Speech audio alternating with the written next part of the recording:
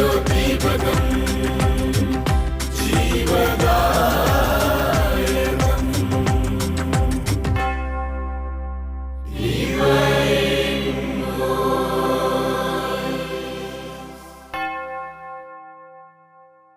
Divine voice വചന ശുശ്രൂഷയിലേക്ക് ലോകമെമ്പാടുമുള്ള ഗുഡ്നസ് ടി വി പ്രേക്ഷകർക്ക് കൃത്യമായ സ്വാഗതം.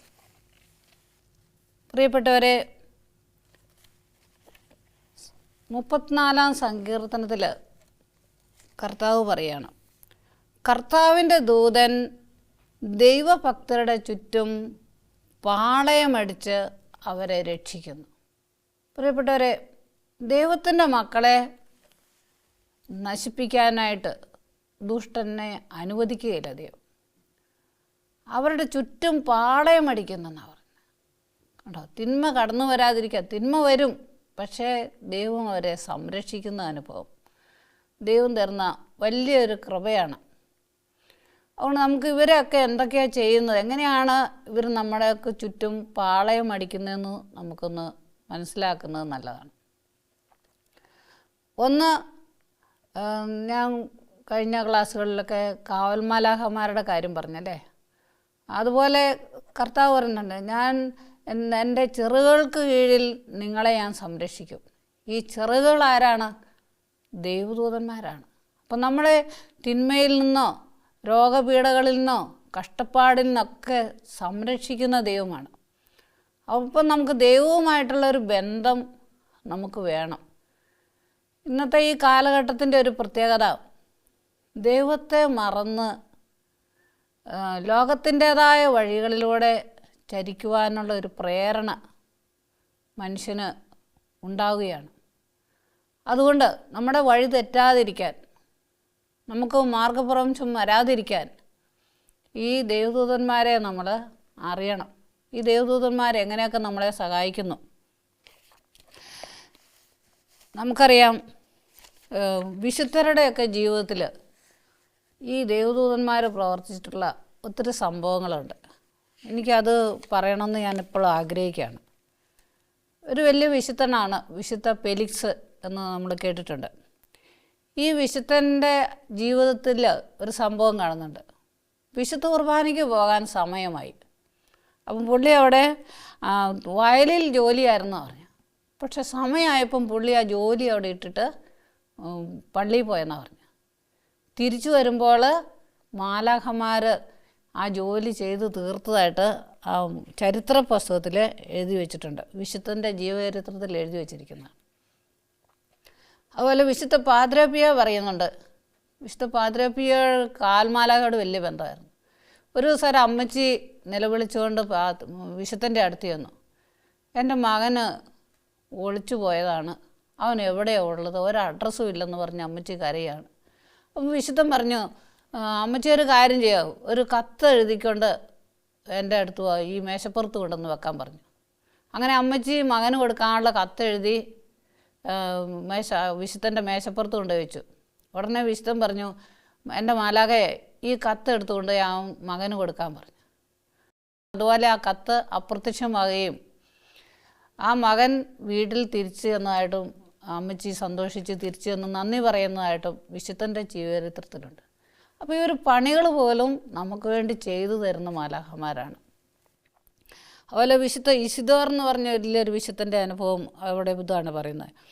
പുള്ളി പറയാണ്, പുള്ളി കുർബാനയിൽ പങ്കെടുക്കുന്ന അവസരത്തിൽ ചെയ്യേണ്ടിയിരുന്ന ജോലി വേറൊരാൾ കാണുകയാണ്. മഞ്ഞ നിറമുള്ള കൈകൾ കൊണ്ട് ആ ജോലിയെല്ലാം ചെയ്തു വെക്കുന്നതായിട്ട് കണ്ടവരുണ്ട്. വേറെ ആൾക്കാർ കണ്ടതായിട്ട് ആ വിശുദ്ധൻ്റെ ജീവചരിത്രത്തിൽ എഴുതി വച്ചിട്ടുണ്ട്. അതുപോലെ വിശുദ്ധ കാതറീന്, ഒത്തിരി വിശുദ്ധരുടെ ജീവചരിത്രത്തിൽ ജമ്മ ഗൽഗാനി അതിൽ പഞ്ചക്ഷതധാരിയായ വിശുദ്ധയാണ്. അവർ കാൽമാലാഖയുമായിട്ട് അസാധാരണമായ ബന്ധം കുട്ടിക്കാലം തുടങ്ങി ഉണ്ടായിരുന്നവർ. അപ്പം മാലാഖ ഇങ്ങനെ നമ്മളെ സഹായിക്കും. കുട്ടിക്കാലം തുടങ്ങി അത് ചെയ്യണം ഇത് ചെയ്യണം എന്നെല്ലാം പറഞ്ഞു കൊണ്ടുപോകുന്ന ചില സംഭവങ്ങളുണ്ട്. അപ്പം ഇങ്ങനെ ഒത്തിരി വിശുദ്ധരുടെ ജീവചരിത്രങ്ങളെല്ലാം എഴുതിയിട്ടുള്ള ഒരു പുസ്തകമാണ് ഈ പുസ്തകം. നിങ്ങൾ കണ്ടിട്ടുള്ളതായിരിക്കും. ഇത് ഇംഗ്ലീഷുണ്ട്, മലയാളമുണ്ട്, ഹിന്ദിയുണ്ട്. അപ്പം അതിൻ്റെ അകത്ത് ഒത്തിരി കാര്യങ്ങൾ പറയുന്നുണ്ട്. അതുപോലെ വിശുദ്ധ ജോൺ ക്രിസോസ്റ്റം പറയുന്നുണ്ട്, കാവൽ മാലാഖയെപ്പറ്റി വിശുദ്ധൻ പ്രതിപാദിക്കുന്നത് സമാധാന ദൂതൻ എന്നാണ്.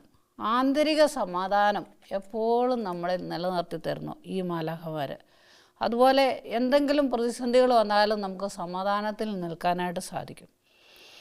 അതുപോലെ വിശുദ്ധ ഫ്രാൻസിസ് അസീസിയുടെ ജീവിതത്തിലുണ്ടായ ഒരു സംഭവം, വയലിൻ വായിക്കുന്നതായിട്ട് ഈ ഫ്രാൻസിസ് അസീസി കേട്ടു. അതിനുശേഷം ഫ്രാൻസിസ് അസീസിക്ക് വയലിനൊന്നുമില്ല, പറമ്പിൽ നിന്ന് കിട്ടുന്ന 2 കമ്പുകളെടുത്ത് വയലിൻ വായിക്കുന്നവരെ വായിക്കും, ദൈവത്തെ സ്തുതിക്കും, പാട്ട് പാടും. അങ്ങനെ പ്രപഞ്ചത്തോട് വലിയൊരു ബന്ധമായിരുന്നു ഉണ്ടായിരുന്നത്.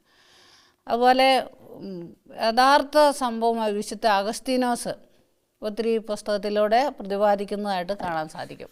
വിശുദ്ധ അഗസ്തീനോസ്, ജോൺ പോൾ II മാർപ്പാപ്പ, ഇവരുടെയൊക്കെ ജീവിതത്തിൽ മാലാഖമാർ ഇടപെട്ടതും നയിക്കുന്നതെല്ലാം നമുക്ക് കാണാൻ സാധിക്കും. അതുപോലെ വിശുദ്ധ അമ്മ ത്രേസ്യ, വലിയ വേദപരങ്കതയാണ് വിശുദ്ധ അമ്മ ത്രേസ്യ. അവരൊക്കെ നയിച്ചത് മാലാഖമാരാണ്. അപ്പോൾ നമുക്ക് അതുപോലെ വലിയ ആൾക്കാരാകണമെങ്കിൽ ഈ വലിയ ആൾക്കാരെ നമ്മളും കൂട്ടുപിടിക്കണം. അതുപോലെ വിശുദ്ധ സിറിയാക്ക എന്ന് പറഞ്ഞൊരു വിശുദ്ധ, പെട്ടെന്ന് അവരും ഇതുപോലെ തന്നെ ഭയങ്കര നിരാശ വിഷമത്തിലേക്ക് വന്ന സമയത്ത് ദൈവദൂതൻ അവരെ ഇടപെട്ട് അവരെ ആശ്വസിപ്പിക്കുന്നതായിട്ട് കാണാം. അതുപോലെ വിശുദ്ധ ബാസിൽ പറയുന്നത്, നമുക്ക് ഓരോരുത്തർക്കും നമ്മുടെ ജീവിതത്തിൽ നിയന്ത്രിക്കുന്ന വളരെ വിശ്വസ്തനായ ഒരു മാലാഖയാണിത്. അപ്പം എന്തും വിശ്വസ്തയോടെ ചെയ്യുന്ന ഒരു മാലാഖയാണ്. വിശുദ്ധ അംബ്രോസ് വലിയ വേദപാരംഗതനാണ്. ഇവരും ഒക്കെ ഈ മാലാഖമാരെക്കുറിച്ച് ഒത്തിരി അനുഭവങ്ങൾ പറയുന്നുണ്ട്. വിശുദ്ധ തോമസ് അക്വീനാസിൻ്റെ ജീവിതം, തോമസ് അക്വീനാസ് വലിയ ഡോക്ടറേറ്റ് എടുത്തതാണ് ഈ മാലാഖമാരെക്കുറിച്ച്. അതൊക്കെ അനുഭവ തലത്തിലൂടെ പുസ്തകത്തിൽ പറയുന്നുണ്ട്. അതുപോലെ വിശുദ്ധ ഫ്രാൻസിസ് ഡി സാലസ് എന്ന് പറഞ്ഞ ആൾ എപ്പോഴും വിശുദ്ധന് പ്രസംഗത്തിന് മുമ്പ് ഈ മാലാഖയെ കൂട്ടിയിരുത്തും, എന്നിട്ടാണ് ക്ലാസ്സുകളൊക്കെ എടുത്തുകൊണ്ടിരുന്നത്. അതുപോലെ പഠിക്കാൻ പോകുമ്പോഴൊക്കെ മാലാഖമാരെ കൂട്ടു നിർത്തുകയായിട്ട്. അതുപോലെ വിശുദ്ധ തെരേസ ന്യൂമാൻ, ഇതൊക്കെ വലിയ വലിയ വിശുദ്ധരാണ്. അവരൊക്കെ ഈ മാലാഖമാരെക്കുറിച്ച് ഒത്തിരി അനുഭവങ്ങൾ പറയുന്നുണ്ട്. എപ്പോഴും കാവൽമാലാഖയുടെ അനുഭവം സഹായം തേടുമായിരുന്നു പറഞ്ഞു. അതുപോലെ വിശുദ്ധ ഇഗ്നേഷ്യസ് ലയോള, കുരിശിൻ്റെ വിശുദ്ധ യോഹന്നാൻ. ചുരുക്കത്തിൽ ഞാൻ നോക്കിയിട്ട് ഈ വലിയ വലിയ വിശുദ്ധരുടെ എല്ലാം കൂട്ടത്തിൽ അവരെ നയിച്ചുകൊണ്ടിരുന്നത് മുഴുവനും മാലാഖമാരായിരുന്നു. അപ്പം നമുക്കും അങ്ങനെ മാലാഖമാരോടുള്ളൊരു ബന്ധമുണ്ടെങ്കിൽ നമുക്ക് വലിയ ആൾക്കാരാകാം, ഉന്നത വ്യക്തികളാകാം. അതുപോലെ മാർപ്പാപ്പന്മാരോട് മാലാഖമാർക്ക് ഭയങ്കര അനുഭവമായിരുന്നു. പല മാർപ്പാപ്പന്മാരും, പ്രത്യേകിച്ചും ജോൺ പോൾ VI മാർപ്പാപ്പ, 6 പീയൂസ് മാർപ്പാപ്പ, 12 പീയൂസ് മാർപ്പാപ്പ, 10 പീയൂസ് മാർപ്പാപ്പ, ഇവരൊക്കെ ഈ മാലാഖമാരുമായിട്ട് കൂട്ടുപിടിച്ചതാണ് അവരുടെയൊക്കെ ജീവിതത്തിൻ്റെ വിജയം. 23 ജോൺ പോൾ മാർപ്പാപ്പ. അപ്പം മാലാഖ ഒത്തിരി വെളിപ്പെടുത്തലുകളൊക്കെ കൊടുക്കും. ഇതുപോലെ ഏനോക്കിനെ കുറിച്ച് നമ്മൾ കേട്ടിട്ടുണ്ട്. ഏനോക്കിനെ മാലാഖമാർ വന്ന് എടുത്തുകൊണ്ട് പോയായിരുന്നു സ്വർഗത്തിലേക്ക്.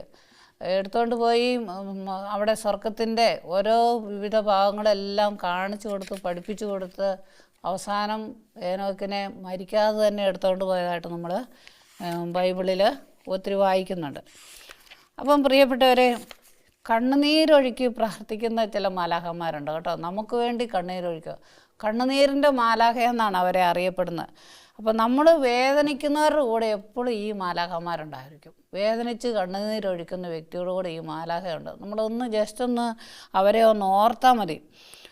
അപ്പം അവരുടെ ഓരോരുത്തരിൽ നമ്മുടെ പ്രാർത്ഥനകൾ ദൈവസന്നിധിയിൽ എത്തിക്കുന്ന മാലാഖമാർ. നമ്മുടെ പ്രാർത്ഥനകളെല്ലാം നേരെ ദൈവത്തിലേക്ക് പോകുന്നില്ല കേട്ടോ. അപ്പം ഒരു 7ാം സ്വർഗം വരെയുള്ള വരെ ചിലപ്പോൾ നമ്മുടെ പ്രാർത്ഥനകൾ ചെല്ലും.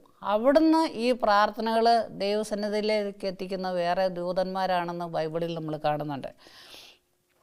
അതുകൊണ്ട് അങ്ങനെയുള്ള മാലാഖമാർ. പിന്നെ പശ്ചാത്താപം നമുക്ക് കിട്ടണമെങ്കിൽ ഈ മാലാഖമാരെ ഇടപെടണം.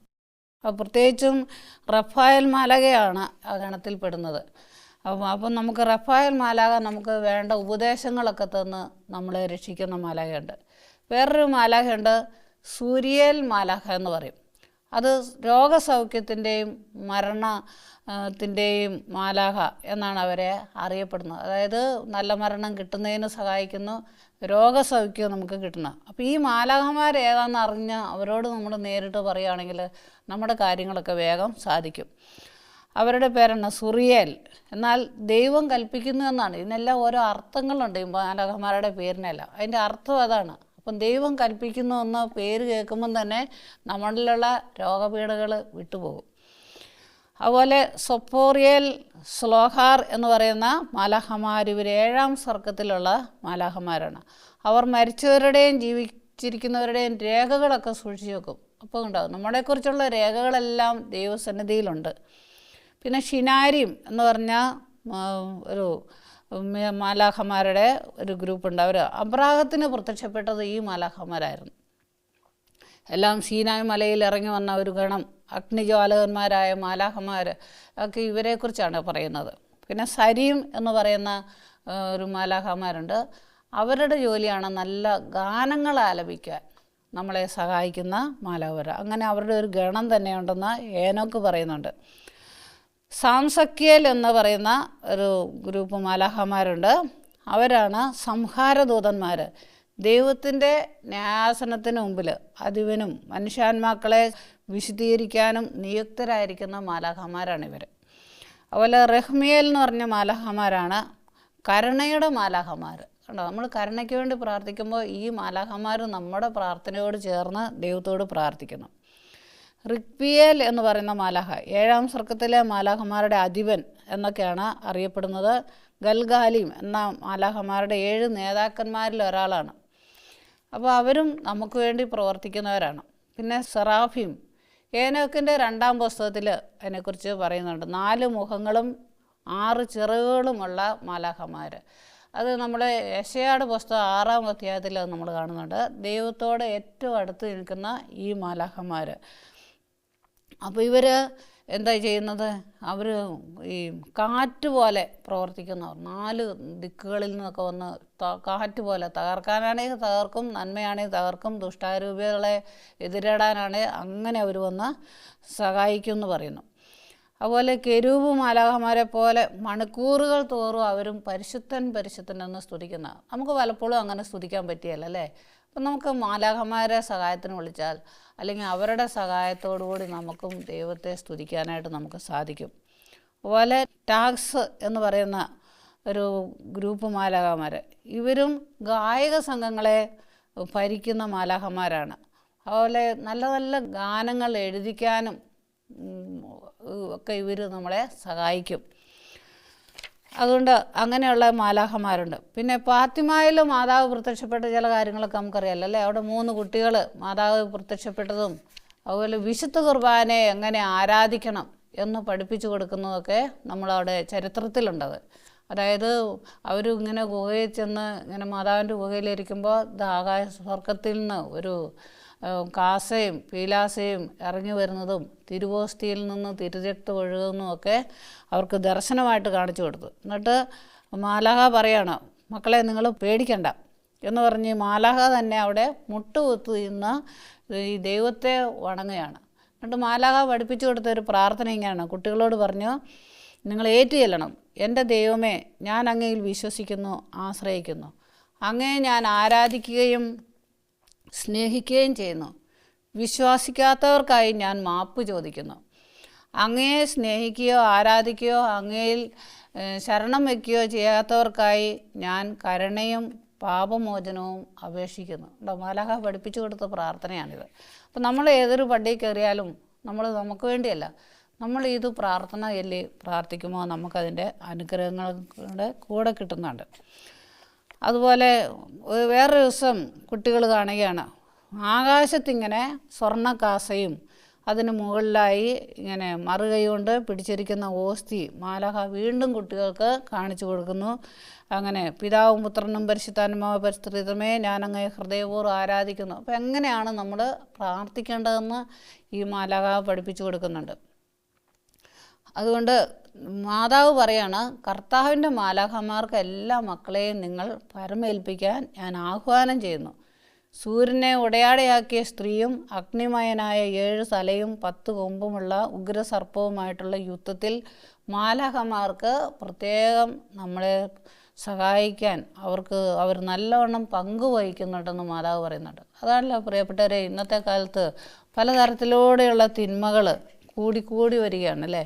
അപ്പോൾ ഈ തിന്മകളിൽ നിന്നൊക്കെ നമുക്ക് സംരക്ഷണം കിട്ടണം, അതിന് നമുക്ക് സഹായം കിട്ടണം. അപ്പം നമുക്കൊന്നും ചെയ്യാൻ പറ്റുകയില്ല. അതുകൊണ്ട് ഈ മാലാഖമാരെ നമ്മൾ കൂടെ പിടിച്ചാൽ നമുക്ക് ഒത്തിരി അനുഗ്രഹങ്ങൾ നമുക്ക് കിട്ടും. ഞാൻ എൻ്റെ ജീവിതത്തിൽ പലപ്പോഴും ഈ മാലാഖമാരെ വിളിക്കാറുണ്ട്. അപ്പം ദുഷ്ടാരൂപി, കാരണം നമ്മളൊക്കെ ദൈവഭക്തരായിട്ട് ജീവിക്കാൻ തുടങ്ങുമ്പോൾ പിശാചിന് അങ്ങനെയുള്ള വ്യക്തികളെയാണ് വേണ്ടത്. അതുകൊണ്ട് നമ്മൾ മുൻകരുതലോടെ ഇരിക്കണം. മുൻകരുതലോടെ ഈ മാലാഖമാരെ വിളിക്കുമ്പോൾ പിശാചുക്കൾക്ക് നമ്മുടെ മേൽ യാതൊരു അധികാരവും അവകാശവുമില്ല.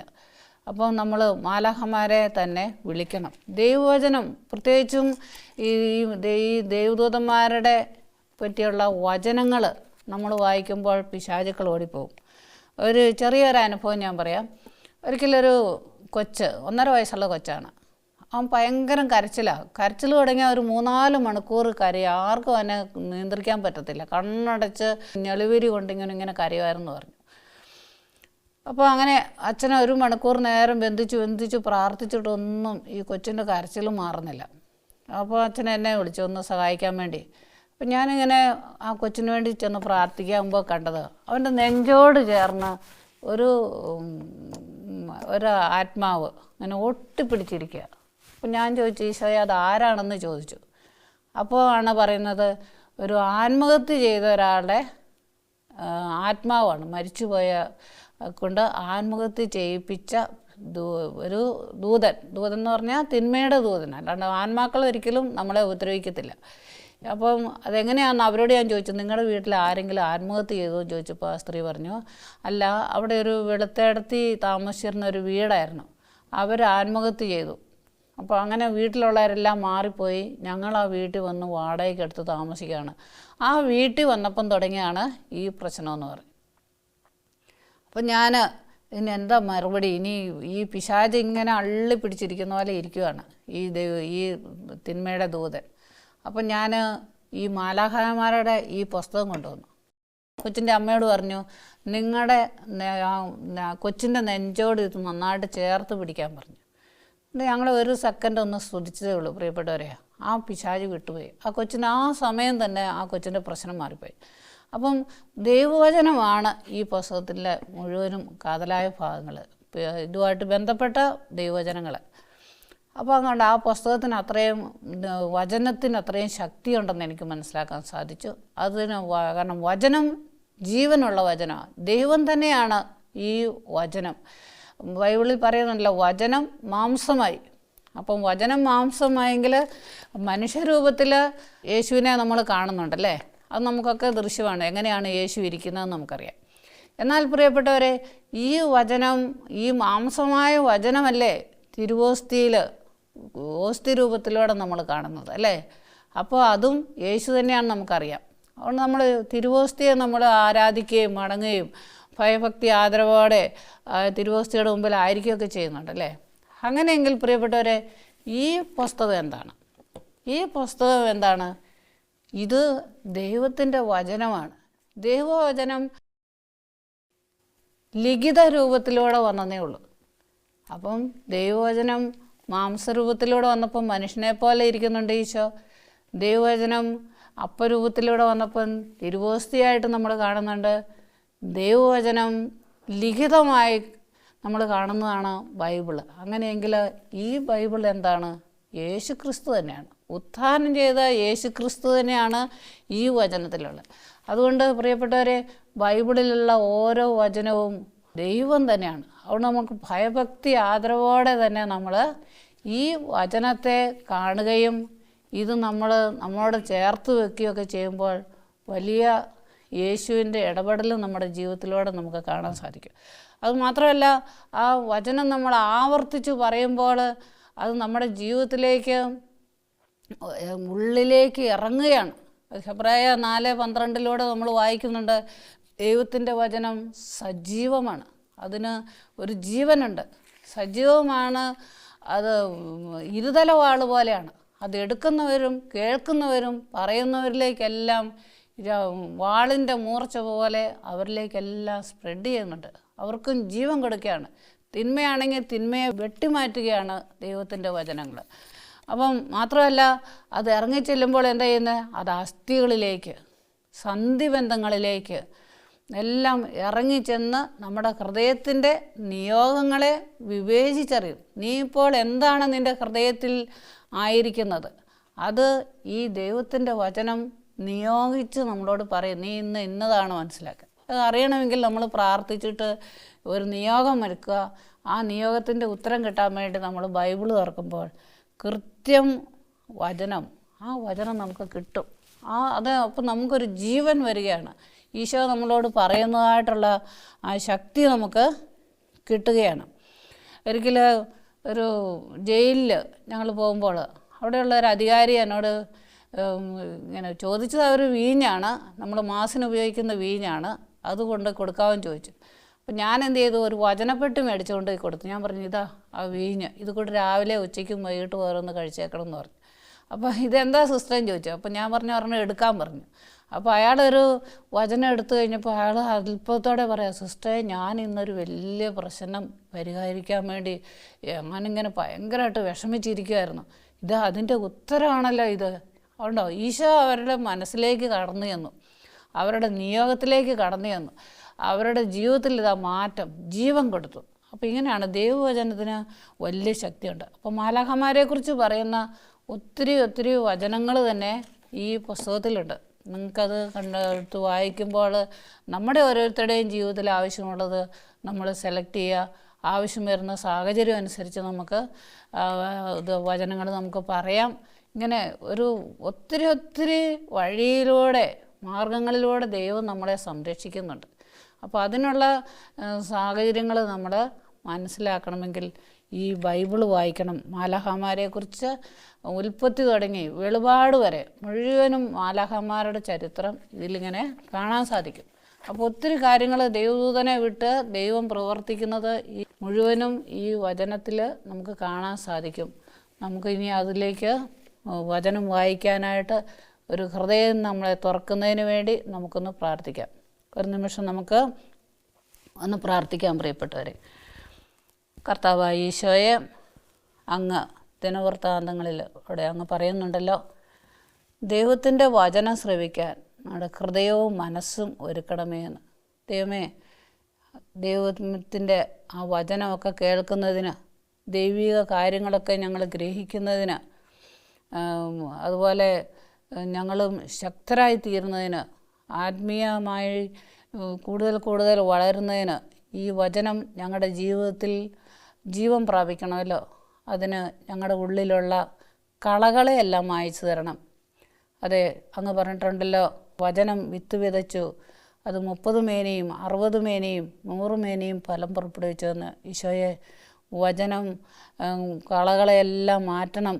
അതുകൊണ്ട് ഞങ്ങളുടെ ഹൃദയങ്ങളിലുള്ള എല്ലാ അശുദ്ധിയെയും മാറ്റിത്തരണമേ എന്ന് പ്രാർത്ഥിക്കുന്നു. അവിടുത്തെ വചനം കടന്നു ചെല്ലാനായിട്ട് ഞങ്ങളുടെ ഹൃദയത്തെ ഒരുക്കണമേ എന്ന് ഞങ്ങൾ പ്രാർത്ഥിക്കുന്നു.